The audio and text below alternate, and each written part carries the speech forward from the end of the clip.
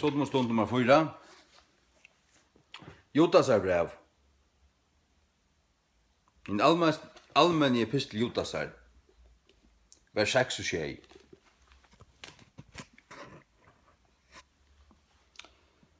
Og tar anglanar som helt ikke sunna fyrstu støvu, men ivergau sin egna bostad, hever han gøymt og evigværande kjetun under myrskere, fram at dømme hins mikla dags.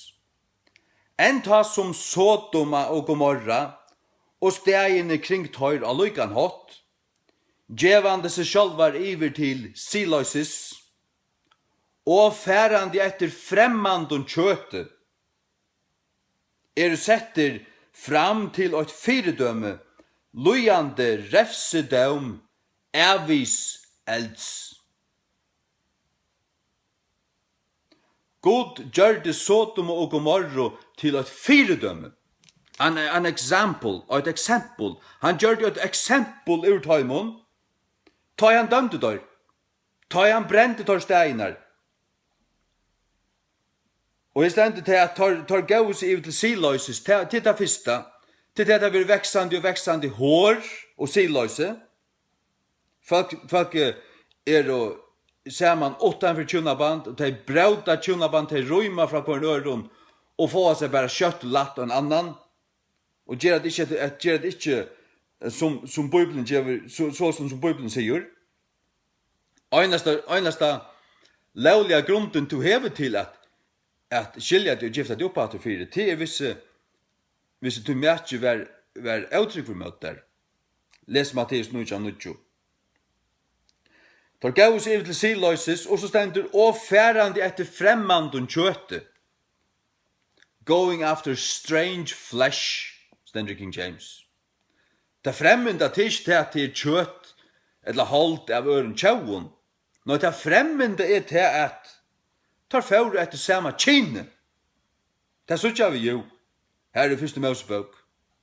Tar vil du kjenna menn. Og det var en hervelig sint. Hervelig sint, sier Herren. Det er fremmenda. Det fremmenda til det merkelige og tog at et mannfolk skal tro at annan mannfolk det er fullkomlig bort vi. Det er fullstendig sjukt. Det er syndut. Det er ikke normalt. Det er ikke ordan. Alt tid som stolast nær at det er Facebook-profilet. Herren sier til kun.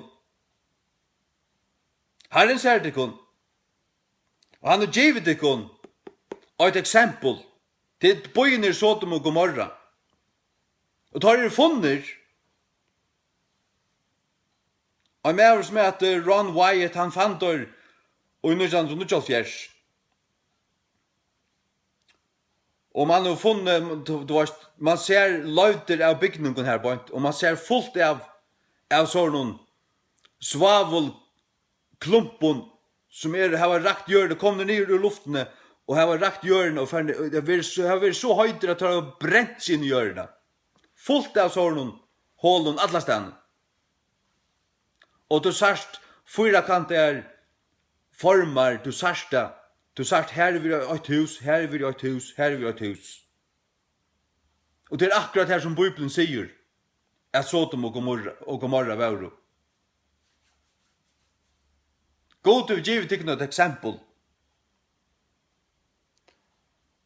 Setter fram til å fyredømme, lojande refsedøm ervis elds.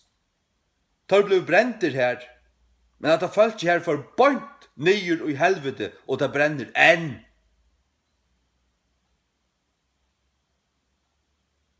Så at det her som de snakker om, at det er fullstendig, at det bare er en annen kinslig orientering til noe humanistisk piss. Det er en kaldsvarslig. At det er akkurat som det er funnet på, og nødgjør tog. At det bare, man bare kallar det noe annet. Det som fyrir er et anstikt og hervelig sint og rævelig skam. Det som fyrir bare kunne gjerast at han fyrir stongtar dyr og som ikke måtte frettast. Det var hervelig skam og sint. Det kan det nu och bravera vi.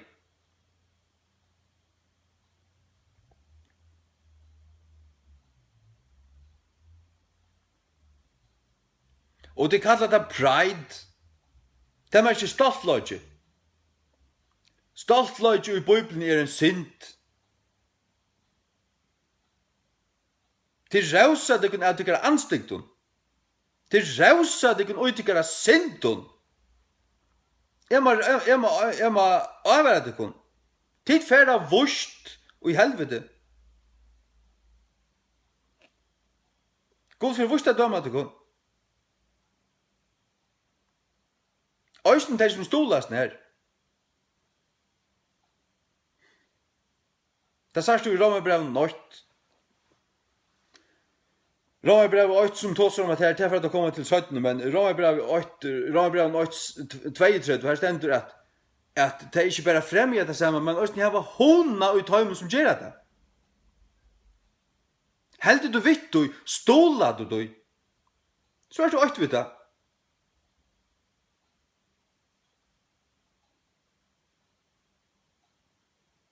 Ja, men som heldur vi under mordare, han sjåvande sekur. Han sjåvande, du varst, han en mordare i sin hjärsta.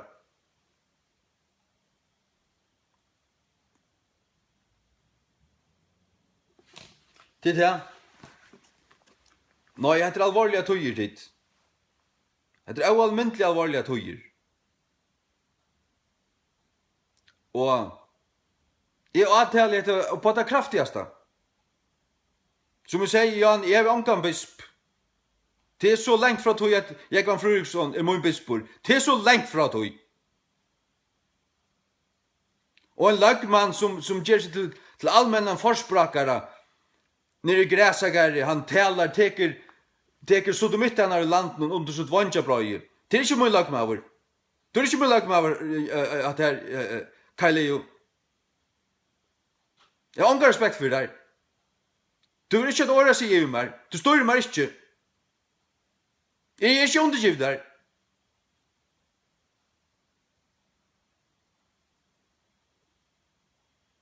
Det kan du vende om. Det er satans avkom. Og det er ferdig helvete. God kommer å døme til kun.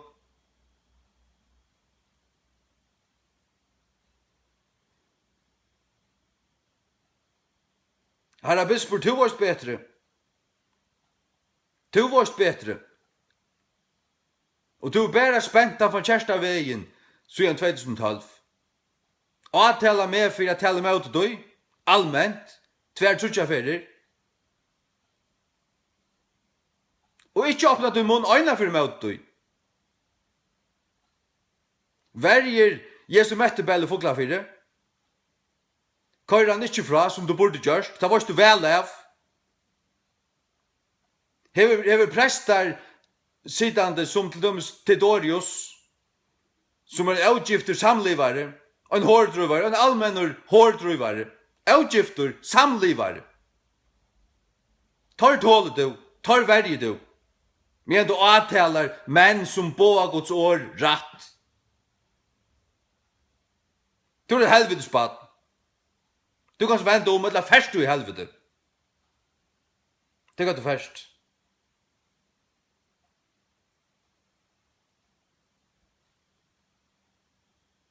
Jeg har bare respekt for Guds år.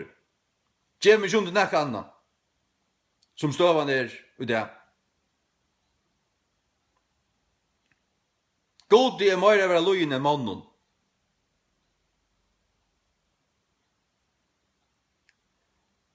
Og i det vanliga og i det naturliga så skal jeg ikke brøda noen lover. Jeg skal nok køyre lovliga og ikke stjalla og ikke likva, ikke snutte skatti og alt det der. Jeg skal være høyeligur og en ærlig borgare. Men ta i loven er gangen mot Guds loven, så kunne de skøyna det kommet om. De kunne skøyna det kommet om vi tykker så med loven. Til helvete så vi tykker loven, og til som smuja der, til fer alle i helvete. Det kan det färre. Och tid studenter skulle lärare som lägger gruppepress och att det kan nämningar om affär om man och gräsagar och stolar dem här. Tid när det helvetes på. Det var allt som i helvete.